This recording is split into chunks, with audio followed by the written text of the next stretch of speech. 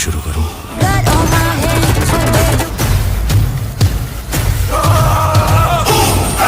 በአንድ ሲኒማ ታሪክ እስካሁን ድረስ በጣም ብዙ ክላሾችን አይተናል። አንድ ጊዜ እንዲያውም ምን አይነት ክላሽ ማየት ችለናል? አንድ ደራሲ የጻፋቸው ሁለት ፊልሞች እርስ በርስ ሲጋጩ አይተናል። ሁለቱም ፊልሞች በሰሜንና በደቡብ ተለቆም እንኳን በጣም ስኬታማ ሆነው ብላክበስተር ሆነው አልፎ ነበር። ይሄን እንኳን ታስታውሱ ይሆናል ፕረባስና ሰልማን ካን ነበር ክላሽ ያደረጉት። ከዛ ሌላ አስደናቂ ክላሽም አይተናል። አንደኛው የፍርድ ቤት በር እንኳን እስከ ማንኳኳትም ደርሶ እንደነበረ ትዝ ይላችኋል። ያም ደግሞ ሰን ኦፍ ሰርዳርና ጀብተኬጃን የተሰኙ ፊልሞች ክላሽ ባደረጉ ሰዓት ነበር። ከዛ በተጨማሪ ምን አይነት ክላሽ አይተናል? አንድ አውትሳይደር መጥቶ ግማሽ የሚሆን ቦሊድ ደግሞ አንድ ፊልም ይዞ መጥቶም እንኳን አፈር አብልቷቸው ነበር።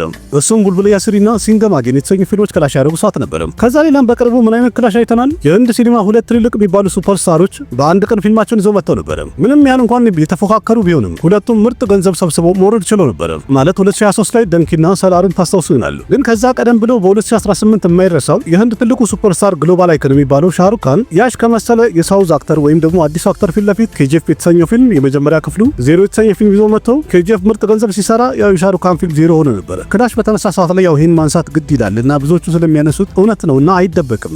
አሁን ላይ ደግሞ እንደሚታወቀው ሰሜንና ደቡብ እንግዲህ በጣም እየተፎካከሩ ባሉበት ሰዓት ላይ በ2026 ማርች ወር ላይ በ19 አንድ ፊልም ለይታ ይበቃል። በዛ ሰዓትም የህንድ ሲኒማ በጣም ትልቁ ክላሽ ይታያል ተብሎ ይጠበቃል። ይሄ ክላሽ ከሌሎቹ በጣም ለየት ያደርገዋል። ዝም ብሎ ተራፊን ብቻ አንተ ክላሽ ማድረግ አይደለም። የህዝብ ማዕበል አለ፣ ስታርጀም አለ።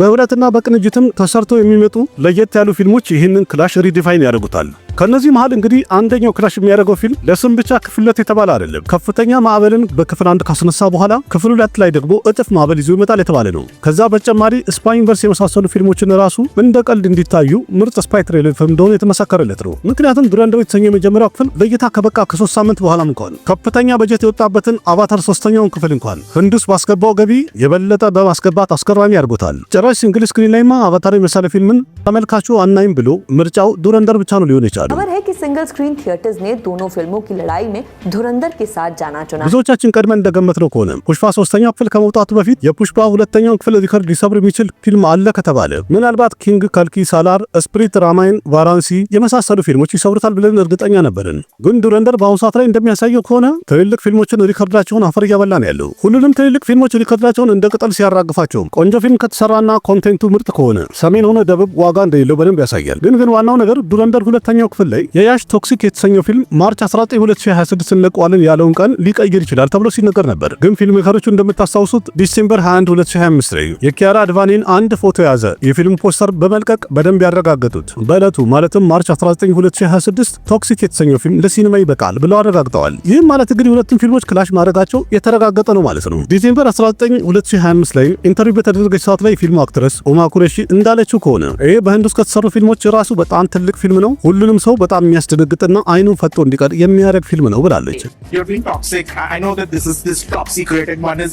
I'm not going to ask you about the film so much, but what is the experience of that which is led by this massive sort of superstar who talks to the whole country in a sense? What is the experience been like, and what can we expect? You know, I can't talk about anything right now. Having said that, I think it's going to be India's biggest film and it's going to blow people away. ምንም ቢባልም ግን ህዝቡ እንዳለ እየመረጠ ያለው ወይም ደግሞ እያሰበ ያለው ዱረንደር ፊልም በጣም ይቀውጠዋል ብሎ እርግጠኛ የሆነ ነው ያለው። ምክንያቱም ምንም እንኳን የመጀመሪያው ክፍል ይህናል ስኬታማ ከሆነ በኋላ በጣም ብዙዎቹ የሳውዝ ደጋፊዎች ራሱ የቶክሲክ ይበልጣል እያሉ የተለያየ ቪዲዮ መልቀቃቸው የተለመደ ነው። ስለዚህ ለዛሬ 3 ነጥቦችን እናነሳና ዘርዘር አድርገን ለማየት እንሞክራለን። ይህ እንግዲህ በህንድ ሲኒማ ታሪክ በጣም ትልቅ የሚባለው ክላሽ ነው። ማለትም እስከዛሬ ድረስ ካየነው በጣም ለየት ይላል። ይህ እንግዲህ ምንም ስም ቢሰጠው ቶክሲክና ዱረንደር ይባል እንጂ በአንድ በኩል አሁን ላይ በተመልካቹ መሃል ቦሊውድ ይበልጣል ወይስ ሳውዞች የሚለውን በደንብ ለማሳየት በተመልካቹ መሃል ላይ እልህ የተጋቡም ይመስላል። መጀመሪያ እስቲ ካራክተርና ጆነሮቹን አይታርገን እንለፍ። ዱረንደር የተሰኘው ፊልም ላይ ረንጊር ሲንግ ያለው ካራክተር አንድ የህንድ ኤጀንት ነው። ፓኪስታን ውስጥ ያሉ አንደርወርልድ ወይም ማፊያዎች ላይ ይቀላቀላል። እናም እዛ ከገባ በኋላ የተለያዩ ስራዎችን ይሰራል። አብሮት ደግሞ አርጁን ራምፓል፣ አር ማዲቨን፣ ሰንጀይ ደት፣ አክሼ ከናን ጨምሮ በጣም ጠንካራ ድጋፎቹ ናቸው። የቶክሲክን ካየን ደግሞ ያሽ መሪ ተዋናይ ነው በፊልሙ ላይ። ኪያራ አድቫኒ ደግሞ ያው ሴት መሪ ተዋናዩን ቦታ ሲሰጣት የዳንስ ቦታ ባናቅም ግን በፊልሙ ላይ አለች። ሱዲር ናየርም በፊልሙ ላይ ቪለን ነው። ሁለቱንም ፊልሞች አንድ አይነት የሚያደርጋቸው ነገር ፊልሞቹ ትኩረት የሚያደርጉት ሃይ ኦክቴንት የሆኑ አክሽን ሲኩዌንሶች በጣም ይበዛባቸዋል። እናም ካራክተራቸውን ቢሆን የሚያመሳሰሉ ነገር አለ። ያሽ የሚሰራበት ቶክሲክ እንግዲህ ቀደም ብሎ እንደተነገረው ከሆነ ፋሪቴል ይዘት ያለው መልቲሌንስ የሆነ የሲኒማ ደረጃው ከበድ ያለና የተካበደ ቀረጻ የተደረገበት እንዲሁም በጣም የተቀናጡ ነገሮችን የምናይበት ፊልም ነው። በዚህ ፊልም ያሽን በደብል ፌስ ነው የምናየው። ይህም ደግሞ በስራ ህይወቱ ላይ ለመጀመሪያ ጊዜ ደብል ፌስ መሆኑ ነው። ሁለቱም ገጸ ባህሪሱ ወይም ደብል ፌስ ሆነው ሁለቱም የተለያየ ፐርሰናሊቲና የተለያየ ባክግራውንድ እንደሚኖራቸው ተነግሯል። አንደኛው ያሽ በጣም ኃይለኛ ጋንግስተር ሆኖ የሚጫወት ሲሆን በማፊያዎች ዓለም ላይም ደግሞ በጣም ትልቅ ስም ያለውና አካባቢን ያስጨነቀ ማፊያ ሆኖ ወይም ጋንግስተር ሆኖ የሚጫወተው ምንም መጥፎ ካራክተር ቢሆንም ለጓደኞቹና ለቤተሰቦቹ ግን ነፍሱን የሚሰጥና ታማኝ የሆነ ሰው ነው። ሁለተኛው ገጸ ባህሪ ደግሞ ወረድ ያለና የደሃ ቤተሰብ አይነት ነገር ሆኖ በውስብስብ ዓለም ውስጥና በአስቸጋሪ ሁኔታ ውስጥ የሚያድግ ልጅ አይነት እርሱም ደግሞ ያለፈ የቤተሰቡ ታሪክ ላይ ምንነቱን ለማወቅ እየተጣጣረ ያለ ገጸ ባህሪ ይሆናል ተብሏል። እንዲያውም እንደተባለው ከሆነ ለዚህኛው ካራክተር ያሽ በጣም ብዙ ትግሎችንና ኢንቴንስ የሆኑ ካራክተሮችን ለማምጣት ብዙ አይነት ነገር ሰርቶበታል፣ ለፍቶበታል የተባለ ካራክተር ነው። ያም ደግሞ የፊልሙን ኢሞሽናል ፓርት በጣም ለማሳመር የታገለበትና የሄደበት ርቀት ተደንቆለታል በፊልም ሜከሮቹና አካባቢ ላይ ባሉ ሰዎች እንደተወራው ከሆነ። በመጨረሻም እንግዲህ ያው የያሽ ካራክተር ሁለቱም አንድ ላይ ይመጡና ወደ ማፊያዎች ዓለም እና ወደ ብጥብጡ ይቀላቀላሉ ወይስ ምን ይሆናል የሚለውን እንግዲህ ትሬለሩ ምናምን ሲወጣ እናየዋለን። ግን የፊልሙ ታሪክ እንዳለ የሚያጠነጥነው በሰባዎቹና በሰማኒያዎቹ አካባቢ ነው። ባለፈው ፊልም ሜከሮቹ 100 ቀን ቀረን ብለው ፖስት ያደረጉት አንድ ፎቶ በጣም ቫይራል ወጥቶ ነበር። ያሽ የታጠበ ያለ ጸጉሩን በጣም ተንጀርግጎ ይታያል። ይህ ፎቶ ለእይታ ከበቃ በኋላ እስካሁን ድረስ በአጠቃላይ 10 ሚሊዮን ላይክ አልፏል። ከዛ ላይ ፊልሙ ግሊፕስም እንኳን ሮኪንግ ስታር ያሽ የነበረው ስታይልና እንዲሁም የታየችው ጨረፍታ ቪዲዮ በጣም ተወዳ ነበር፣ በጣም ቫይራል ወጥቶ ነበር። ከዛ ሌላም ጸጉሩና ጺሙን አሳድጎ በረንዳ ላይ የታየበትን አንድ ቪዲዮ ሼር ያደረጉ ሲሆን እሱም ከቶክሲክ ቀረጻ ቦታ ላይ የወጣ ነው ተብሎ ፊልሙ ስኬታማ እንደሚሆንና ብላክባስተር እንደሚሆን ሁሉም አፉ ሞልቶ ሲናገር ነበር። ከዛ ሌላም ያሽ ቶክሲክ የተሰኘው ፊልም ላይ የተለያዩ አክሽን ሲኩዌንሶችን ራሱ ነው ፐርፎርም ያደረገው ወይም የተጫወተው። ምንም ቦዲ ደብልም ሆነ ስታንትማን እንዳልተጠቀመ ተነግረዋል። እንዲያውም አንዳንድ አክሽኖች ላይ ዳያሎጎቹና ዳይሬክሽኑን ራሱም እንደጻፈ ተነግረዋል። ይህም ማለት እንግዲህ ክሬቲቪቲውንም በደንብ ጨምሮበታል ማለት ነው። ያም ደግሞ ክሬዲት ያሰጠዋል። በእርግጥ ቀደም ብሎም ኬጂኤፍ ላይ የተለያዩ ዳያሎጎችን ጽፎ እንደነበረ ዳይሬክተሩ ሲያደንቀው ሰምተን ይሆናል አይታችሁ ከሆነ ይህም ቪዲዮ። I write my scenes by myself, but I write my dialogues. I have a beautiful bunch of writers.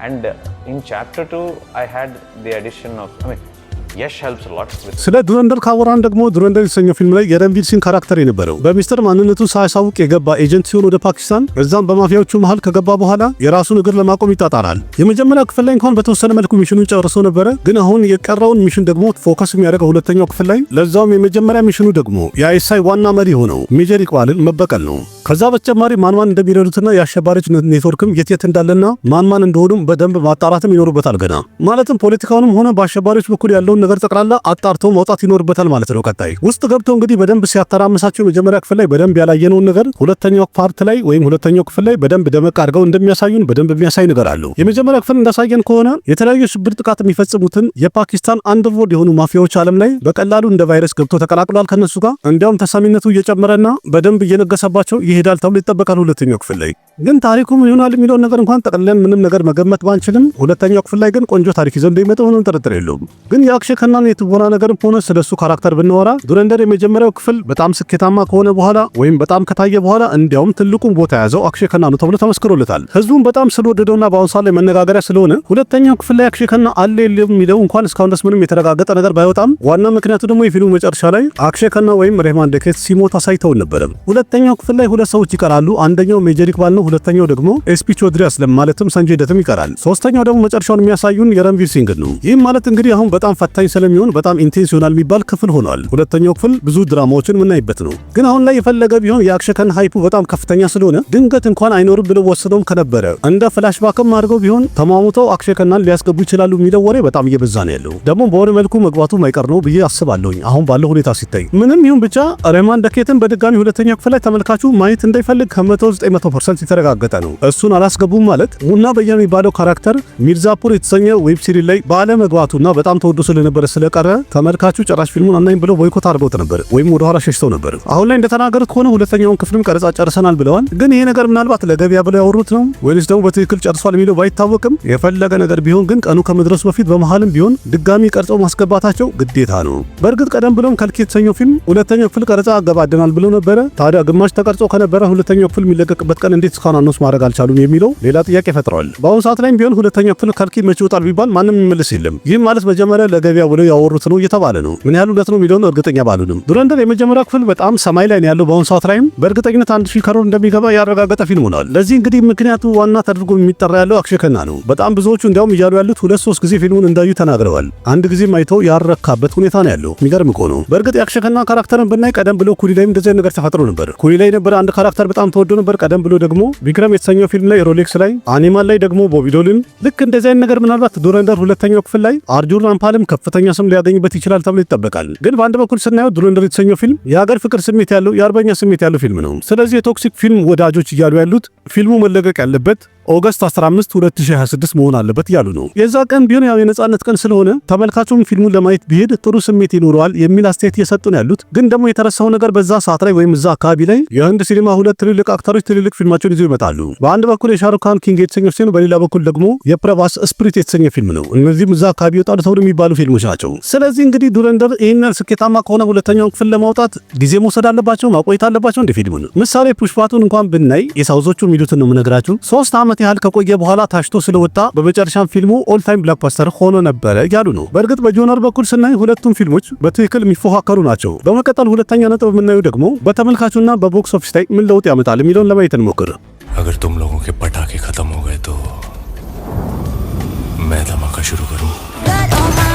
ስለ ኦዲየንስ ካወራን እንኳን ሁለቱም ፊልሞቹ ኤሬትድ ፊልሞች ናቸው ወይም ደግሞ ኤ ሰርተፊኬት ነው የሚያገኙት። ምክንያቱም ዱረንደር የተሰኘው ፊልም ስፓይ ትሬለር ፊልም ነው። በዛ ላይ በፊልሙ ላይ ረቪት ሲንግ መሪ ተዋናይ ነው። በዛ ላይ ደግሞ ተመልካቹ የመጀመሪያ ክፍል ላይ የጀመረው ታሪክ ለመጨረስ ርብርብ መፍጠሩም አይቀር ነው። ቶክሲክ ላይ ደግሞ ያው የያሽ ጋንግስተር ድራማ ታሪክ ያለው ፊልም ነው። ይህም ድምቅ ያለ አክሽን እንደሚኖረውና ጭካኔ እንደሚኖረው የተረጋገጠ ነው። ምክንያቱም ኤ ሰርተፊኬት ነው ያገኘው። ግን አሁን ላይ ፕሮሞሽናቸው በጣም ቀዝቃዛ ነው፣ የደከመ ነው። በዛ የተነሳ ምናልባት ዱረንደር ሊበልጠው ይችላል፣ ሊሸፍነው ይችላል እየተባለ ነው። ግን የፈለገ ቢሆን ያሽ ልደቱ በሚያከብር ሰዓት ላይ ቲዘሩም ወይም ትሬለሩ የሚሆን ነገር እንደሚለቁ ከዛ እንደሚቀውጡት ምንም ጥርጥር የለው። ያ ቀንም ጃንዋሪ 8 2026 ላይ ነው ልደቱ ማለት ነው። የፊልሙ በጀት እንግዲህ በአሁኑ ሰዓት ላይ 300 ከሮር እንዳለፈ እየተነገረ ነው ያለው። በእርግጥ ቀደም ብሎ ያሽ ኬጂኤፍ ቻፕተር 2 የተሰኘው ፊልም ይዞ መጥቶ 1250 ከሮርና ከዛ በላይ ማስገባት ችሎ ነበር። እንደዛም ሆኖ ግን ይህን ስኬታማ ከሆነ በኋላ በጣም ብዙ ፊልሞች ለመስራት የተጠየቀ ቢሆንም እነሱ እንደሚሉት ከሆነ እስከ 100 ፊልም ተጠይቋል ብለዋል። እንደዛም ሆኖ ግን ከነዛ ፊልሞች መሃል እሱ የመረጠው ቶክሲክን ብቻ ነው። ምክንያቱም በዚህኛው ፕሮጀክት ላይ ያመነበት ነገር አለ። ዋናው ነገር ደግሞ ጊቱዱ ሞህንዳስ ወይም ደግሞ የፊልሙ ዳይሬክተር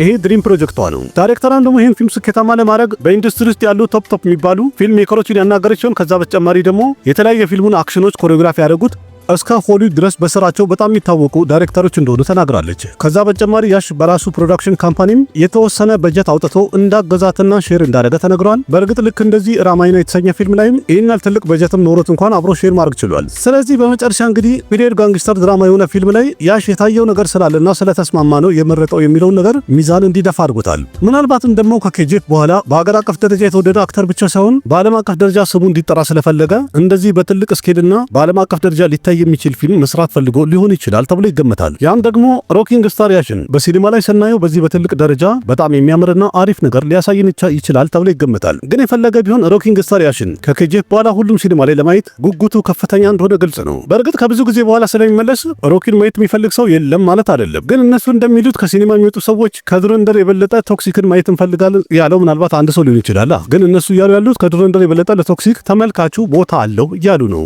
ይሄ ያሳምናል። የቶክሲክ የመጀመሪያ ግልብሱ እንደሚታወቀው በ100 ሚሊዮን እይታ አግኝቶ ነበረ። ግን በሌላ በኩል ስናየው ደግሞ ዱረንደር የመጀመሪያው ክፍል በጣም ስኬታማ ነው። ምክንያቱም ምንም እንኳን ቲዘርና ትሬለሩ ባይሆንም ከበኋላ ግን በሂደት 200 ሚሊዮን ቪው ማግኘቱ አልቀረም ነበረም። ለዛውም የሁለተኛ ክፍሉ አናውንስመንቱ። በጣም ብዙዎቹ እንደሚሉት ከሆነ ዱረንደር ሁለተኛው ክፍል በመጀመሪያ ክፍል የተነሳ በጣም ከፍተኛ አቅም አለው እናም ትልቅ ገንዘብ ያስገባል ተብሎ ይገመታል። ቶክሲክም ቢሆን በውጭ ሀገራት ላይ ኦቨርሲስ ማርኬት ላይ ከፍተኛ ስክሪን ብዛት ያገኛል ተብሎ የሚገመት ፊልም ነው። ግን ደግሞ በሌላ በኩል ስናየው ዱረንደር 10 ሀገሮች ላይ እንዳይታይ እንደተከለከለ ቀደም ብዬ አውርቼ ነበር። እንደዛም ሆኖ ግን ሂንዲ ቤልት ላይ ፊልሙ በሂንዲ እጅግ በጣም አስገራሚ ገንዘቦችን እየሰራ እየቀጠለ ነው ያለው። በሌላ በኩል ደግሞ የያሽ ቶክሲክ የተሰኘው ፊልም ዳይሬክተሯ ጊቱ ሞህንዳስ በመላያለም ኢንዱስትሪም ሆነ በከነር ፊልም ኢንዱስትሪ ከፍተኛ አቀባበል አላት። ስለዚህ በሳውዝ አካባቢዎች ላይ እንግዲህ እሱንም ሆነ አክተሩንም ሆነ ለዳይሬክተሯ ሲሉ ከፍተኛ ህዝብ ግር ብሎ ይወጣል የሚባለው ነገር እንግዲህ እውነት ሊሆን ይችላል ማለት ነው። ፊልሙ መጀመሪያ ፕሪሚየም ወይም ምርቃት ሾው ሲታይ ልክ እንደ ኬጂኤፍ ሞቅ አድርገው እንደሚያሳዩት የተረጋገጠ ነው። ግን ክላሽ ስላለበት ምናልባት በሰሜኑና በሳውዙ ደረጃው የተለያየ ሊሆን ይችላል። ፊልሙ በዓለም አቀፍ ደረጃ ከፍተኛ ገንዘብ እንደሚያስገባ እንኳን ምንም ጥርጥር የለውም። ምን ያህል የሚለውን ለመገመት ቢከብድም ግን የመጀመሪያ ቀን ከታየ በኋላ ስለ ፊልሙ የሚሰጠው ሪቪው እና ስለ ፊልሙ የሚወራው ነገር ቆንጆ ከሆነ ወርድ ኦፍ ማውዝ ካማረ ፊልሙ ከፍተኛ ገንዘብ ይሰበስባል የሚለውን ነገር ያረጋግጣል። ብዙዎቹ እንግዲህ በግምት እንደሚሉት ከሆነ ፊልሙ 1000 ክሮር ማለፉ የተረጋገጠ ነው ብለው እርግጠኛ ሆነዋል። ግን የሚያሳዝነው ደግሞ የፊልሙ በጀት በጣም ከፍ እያለ ነው ያለው። ምክንያቱም ዱረንደር የተሰኘው ፊልም እንደሚታወቀው የሁለቱም ክፍል 280 ክሮር ነው ብለውናል። ቶክሲክ የተሰኘው ፊልም ግን በጀቱ 300 ክሮር እንደደረሰ ተነግሮ ነበር ቀደም ብሎ። በዛ ላይ ደግሞ ፕሮዳክሽኑ ስለተራዘመና የተለያዩ አክሽኖቹ ሪቴክ ስለተደረጉ በድጋሚ ስለተቀረጹ 300 ላይ ወይ 100 ወይንም ደግሞ 150 ክሮር እንደሚጨመር የተረጋገጠ ነው። ይህም ማለት እንግዲህ ዱረንደር የተሰኘው ፊልም በጀቱ 140 ክሮር ስለሆነ አድቫንቴጁ ከፍተኛ ነው ማለት ነው። የመጀመሪያው ዊኬንድ ላይ ክላሽ ባደረጉበት ሰዓት ማለት ነው ከ150 እስከ 300 ክሮር ቶክሲክ የተሰኘው ፊልም ያስገባል የሚል ግምት አለ በ3 ቀኑ። ያው ከረጅም ጊዜ በኋላ ስለሆነ ለእይታ የሚበቃ ወይም ደግሞ ያሽን የሚያዩት ሂንዲ ቤልት ላይ ቢሆን ተመልካቹ ማየት ይፈልጋል። እሱ ነው የፊልሙ ግሊፕስ ቪዲዮ ላይ በሚሊዮን ቪው ካለ ፖስተሩ ላይ በሚሊዮን ቪው ካለ እርግጠኛ መሆን የሚቻለው እንግዲህ ፊልሙንም ለማየት በጣም ከፍተኛ ህዝብ ይመጣል ማለት ነው። የዱረንደር የመጀመሪያ ክፍል ስላለ ምንም ያስጨንቅ ነገር የለም። በመቀጠል እንግዲህ ሶስተኛ ነጥብ የሚሆነው የመጨረሻው ዳይሬክሽን እና ቪዥናቸው ነው።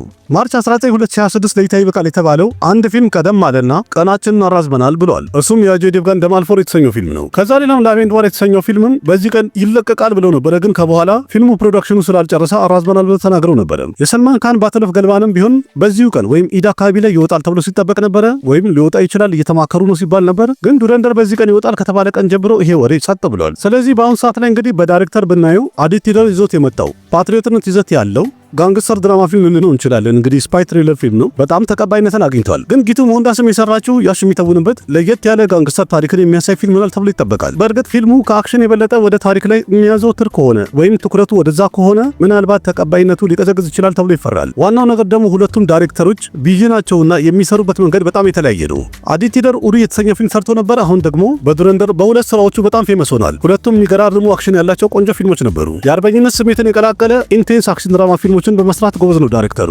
ሁለቱም ፊልሞቹ በህንዱም ሆነ በዓለም አቀፍ ደረጃ ጥሩ ስኬትን አግኝተዋል። ግን ብዙ ነገርም ተወቅሶበታል። ፕሮፓጋንዳ ያራምዳል ተብሎ በጣም ተሰድበዋል። ምክንያቱም ጉዳዩ የሀገር ነውና። በሌላ በኩል ደግሞ የያሽን ቶክሲክን ዳይሬክት ያደረገችው ጊቱ ሞንዳስ ናት። እስካሁን ድረስ ላይ የተካበደና ትልቅ አክሽን ፊልም አልሰራችም። ስራዎቿ ጠቅላላ ታሪክ ላይ የሚያጠነጥኑ ወይም ደግሞ ታሪክ ላይ ፎከስ የሚያደርጉ ናቸው። ግን በአሁኑ የተለያዩ ዳይሬክተሮች አብሯት ኮላቦሬት ስላደረጉ የፊልሙን አክሽን ሌላ አካል ስለያዘ እሷ ታሪኩን ሌላ ዳይሬክተር ደግሞ አክሽኑን አንድ ላይ አቀናጅተው ይዘው ይመጣሉ ተብሎ ይጠበቃል። ስለዚህ እንግዲህ አሁን ስለ ቶክሲክ እየተባለ ያለው ሁሉም አንድ ላይ ተሰባስበውና ተቀናጅተው መስራታቸው ፊልሙ ስኬታማ ሊያደርገው ይችላል እየተባለ ነው ያለው። በእርግጥም ያሽም እዚህ ፊልም ላይ የራሱን ብዙ አስተዋጽኦ አድርጓል። ስለዚህ ሁሉም ተቀናጅተው ነው የሰራው የሚለውን ነገር እንግዲህ በደንብ አሳምነዋል። ስለዚህ እንግዲህ የእነዚህ ሁሉ ነገሮች ድምር የሁለቱም ፊልም ክላሽ እንግዲህ ምንም ነገር ባይኖርም በእናንተ እይታ የትኛው ፊልም የበለጠ ስኬታማ ይሆናል ትላላችሁ? ወይም በዚህ ክላሽ ማን ያሸንፋል ትላላችሁ? እናንተ የራሳችሁን ሐሳብ አስተያየት ወይም ግምታችሁ እንድታስቀምጡ እድል ሰጣችኋለሁ። እንደኔ ዱረንደር የመጀመሪያው ክፍል ገና እስካሁን ድረስ ምንም አልቆመም ወይም ወደ ኋላ እያለ አይደለም፣ በጣም እየሮጠ ነው ያለው። ስለዚህ በዚህ አካሄዱ ሁለተኛው ክፍል ደግሞ በጣም ይጠበቃል፣ ከፍተኛ ገንዘብ ይሰበስባል። ማንኛውም ፊልም ፊት ለፊቱ ቢያጋጥመውም ይሄኛው ስሙ ሳይቀዘቅዝ በዛ ላይ አጨራረሱ ደግሞ ሰስፔንስ አድርጎ ስላለቀ